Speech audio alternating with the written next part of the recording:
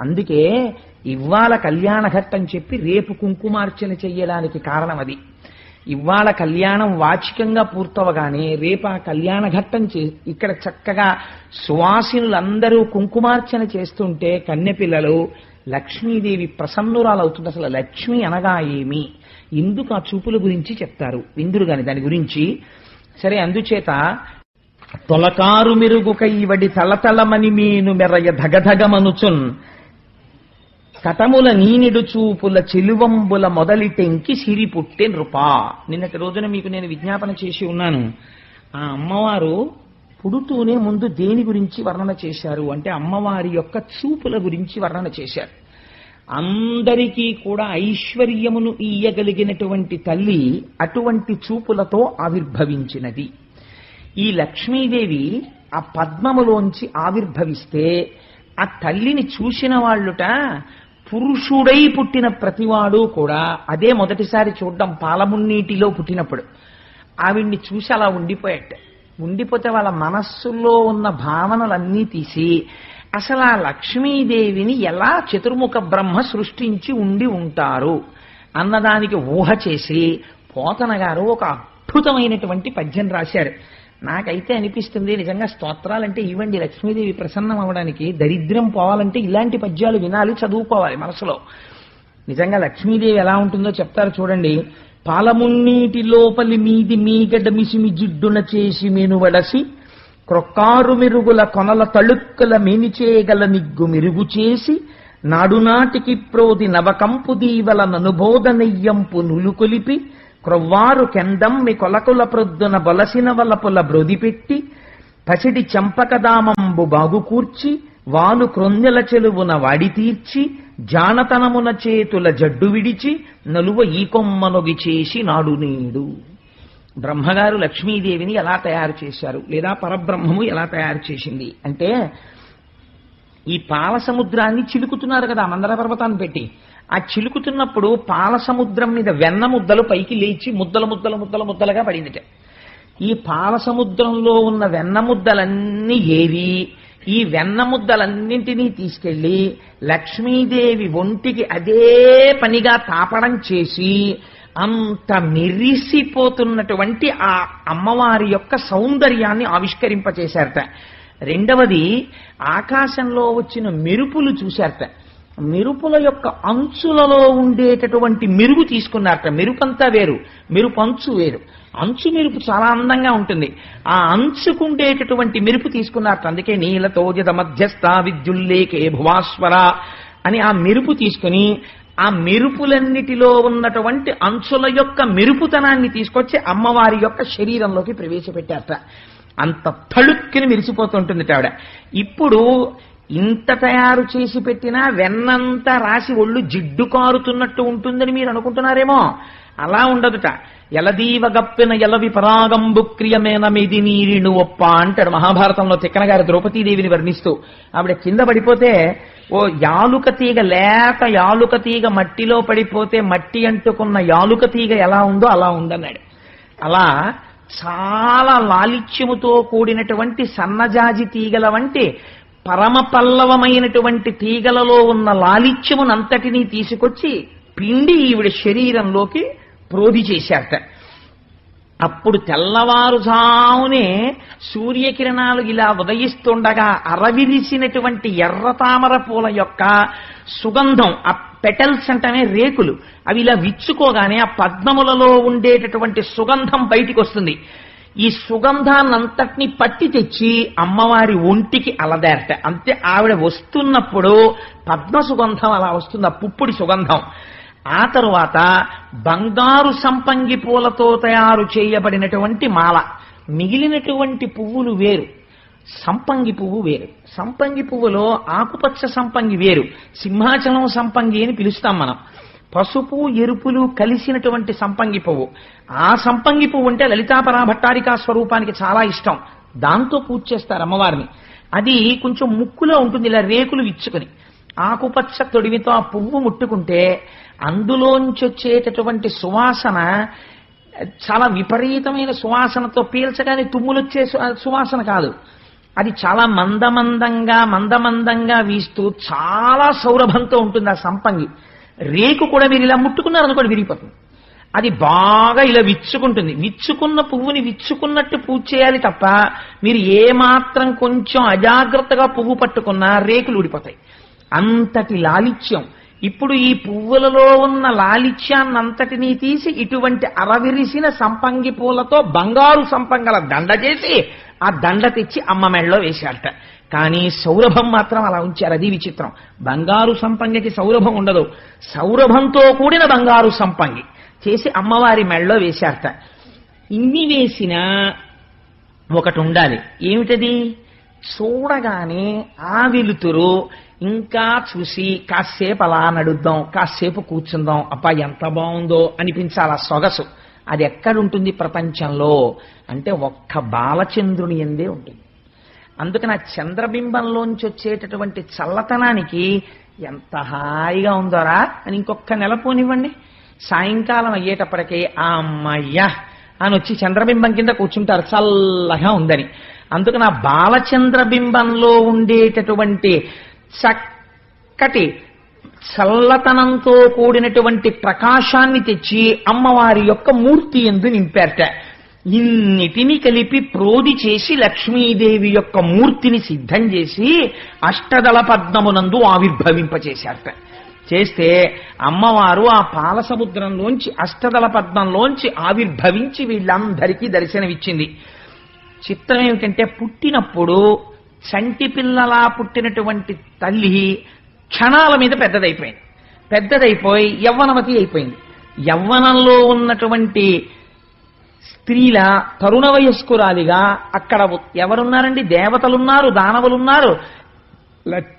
లక్ష్మీదేవి యొక్క ఆవిర్భావం జరిగిందని యక్ష గంధర్వ కిన్నెర కింపురుషాదులందరూ చూస్తున్నారు.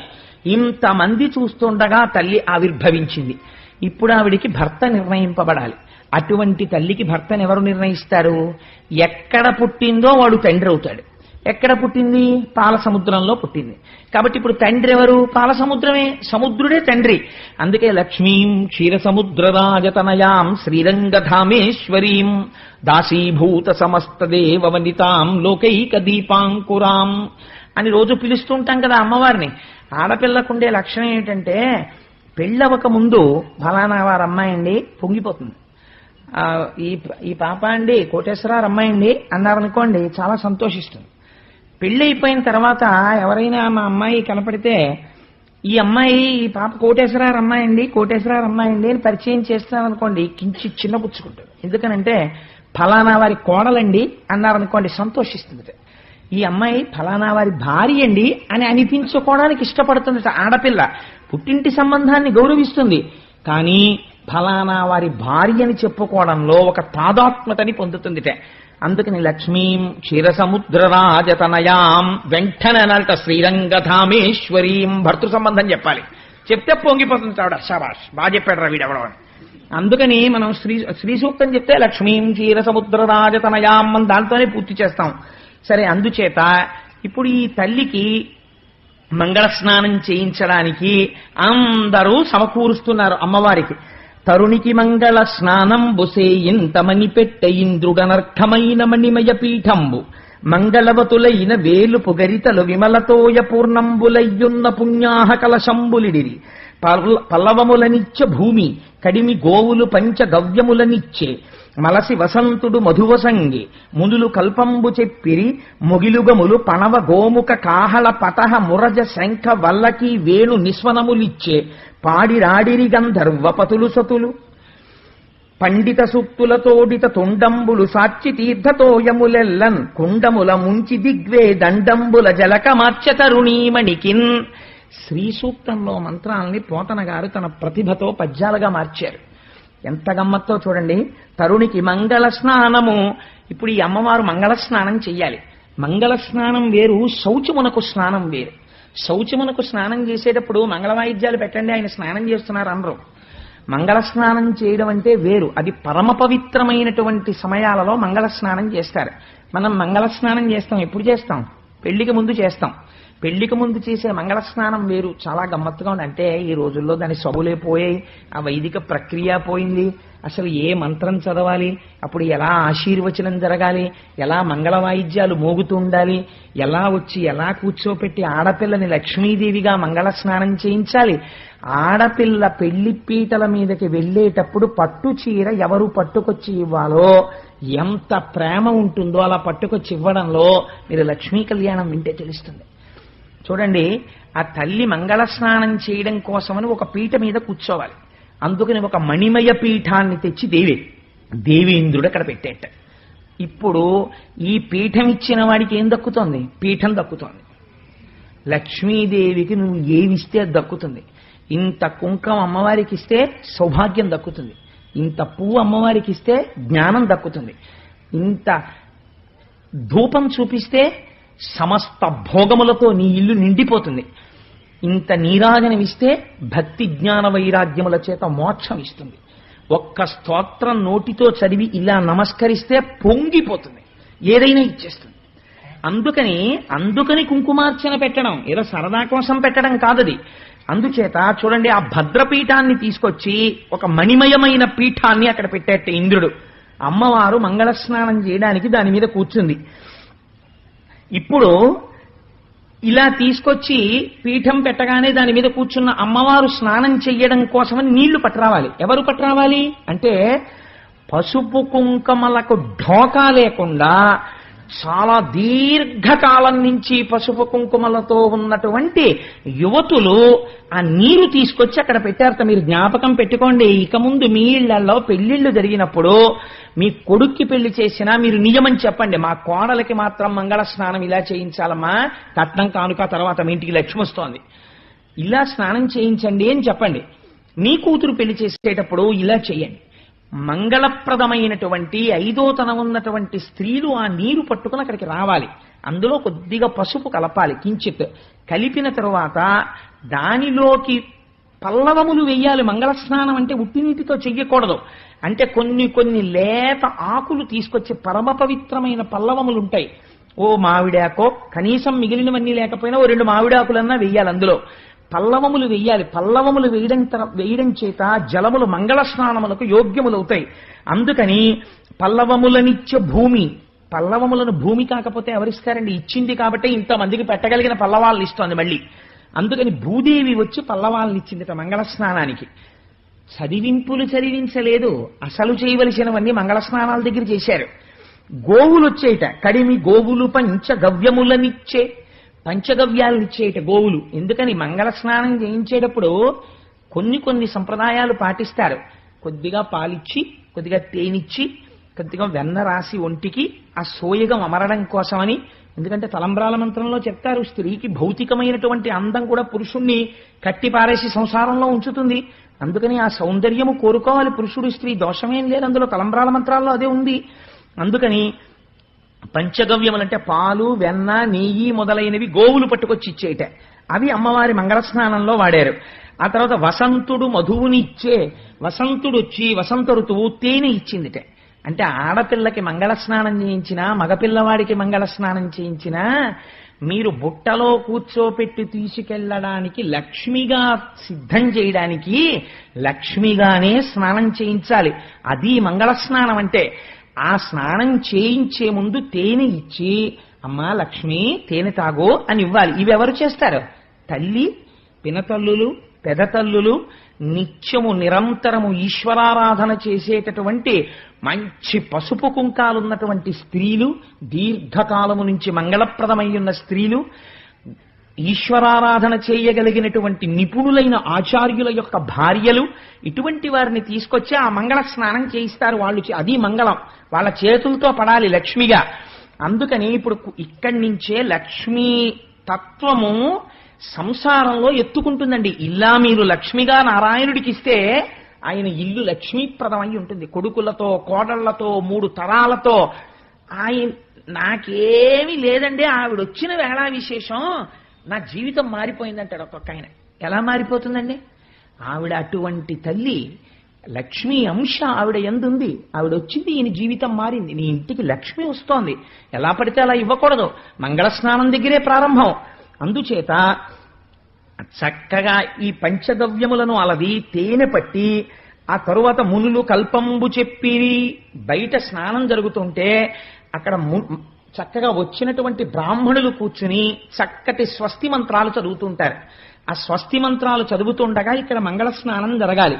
ఇప్పుడు మంగళధ్వనులు జరగాలి. ఈ మంగళధ్వని లక్ష్మీదేవికి మంగళధ్వని జరగాలంటే స్నానం చేసేటప్పుడు మామూలు వాళ్ళు చదవరు కదా మంత్రాలు, అందుకని మహర్షులు చదువుతున్నారట. ఇప్పుడు మంగళధ్వని చేయడానికి ఎవరు చేయాలి అంటే ఎవరు చేశారో తెలుసా అండి? మంగళధ్వని లక్ష్మీదేవి మంగళ స్నానానికి మేఘాలు చేసేట. మేఘాలే వేణువులు ఊదేట. ఎందుకని గాలి వెడుతుంటే అది వేణువుగా మారింది. ఒకటి తప్పెట వాయించిందిట, ఒకటి మృదంగం వాయించిందిట, ఒకటి వీణ వాయించిందిట, ఒకటి శంఖం వాయించిందిట, ఒకటి బాకా వాయించిందిట. శబ్దము ఆకాశగుణకము. అందుకని శబ్దము ఆకాశగుణకము కనుక మేఘాలన్నీ కలిసి మహానుభావులు నిజంగా మరి అంటే పూర్వ కవులు కొంత ఇలాంటి పుస్తకాలు చదివిన వాళ్ళు ఉండేవారు. అందుకే వాళ్ళ నోట్లోంచి వచ్చే మాటలు అందంగా ఉండేవి. పిల్లగాలి మేళగాళ్ళు పెళ్లి పాట పాడేరంట అని నేను ఒక గొప్ప బ్యానర్, అది ఎన్నో సినిమాలు తీసింది బ్యానరు. అటువంటి బ్యానర్ వాళ్ళు మాత్రమే అటువంటి పాటలు రాయగలరు. అందుకని పిల్లగాలి మేళగాళ్ళు పెళ్లి పాట పాడేరంట అని నేను అక్కడ ఒక పాటలో విన్నాను. సరే, అందుకని ఆ మేఘములు ఆ మంగళధ్వని చేసి అంటే ఒక్కొక్కటి అది సినిమా పాట అని మీరు అనుకోకండి. ఒక్కొక్క పాట వింటే హృదయం కదులుతుంది నిజంగా. అబ్బాయి ఎంత గొప్ప మాట ఇది, సమస్త వేదముల యొక్క సారము పిండేడే ఇందులో అనిపిస్తుంది. అది సినిమాలో పాట అవ్వచ్చు, బురదలో పుడితే తామర పువ్వును అంగీకరించట్లేదా? గొప్ప తత్వం ఉంటే ఉన్నది వదిలేవు, లేనిది కోరేవు, ఒక పొరపాటుకు యుగములు పొగిలేవు, తెగిన పతంగానివే మనస ఊహల ఉయ్యాలవి అన్న మాటలో ఎంత మనస్తత్వం ఉందండి. నిజంగా